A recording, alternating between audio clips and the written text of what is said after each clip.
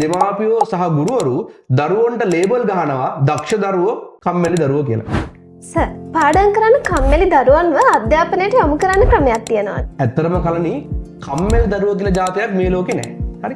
උතන තියෙන්නේ දරුවන්ගේ බුද්ධි වර්ධන වේගය එකිනෙකාට වෙනස්. එතකොට ගොඩක් වෙලාවට මේ බුද්ධි වර්ධන වේගය හරියට හඳුනා ගන්න නැතුව දෙමාපියෝ සහ ගුරුවරු දරුවන්ට ලේබල් ගහනවා දක්ෂ දරුවෝ කම්මැලි දරුවෝ කියලා. ඇත්තට මේක ගොඩක් වැරදි දෙයක්.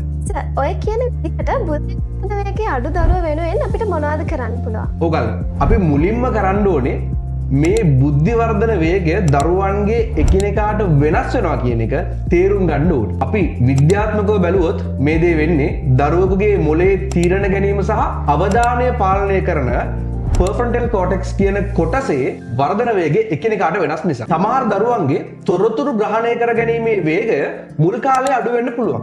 ඒක දරුවන්ගේ වැරද්දක් නෙමෙයි. ඒක සාමාන්‍ය තත්ත්වයක්. ඒ නිසා තමයි කල්ලි අපි දකින්නේ ශිෂ්‍යත්ව විභාගේ ෆේල් වෙච්ච ළමයි, එහෙම නැත්නම් සාමාන්‍ය පෙළ විභාගයේ පළවෙනි වතාවට ෆේල් වෙච්ච ළමයි පවා පසු කාලීනව මහාචාර්යවරුන් පවා වෙලා තියෙන අවස්ථා. දෙමාපියෝ සහ ගුරුවරුන් විදිහට අපේ වගකීම තමයි මෙහෙම බුද්ධි වර්ධන වේගයේ අඩු දරුවන්ව කම්මැලියන් කියලා පොන් කරන්නේ නැතුව උන්ගේ බුද්ධි වර්ධන වේගය වැඩි කිරීමට අවශ්‍ය සහයෝගය ලබා දෙන්න.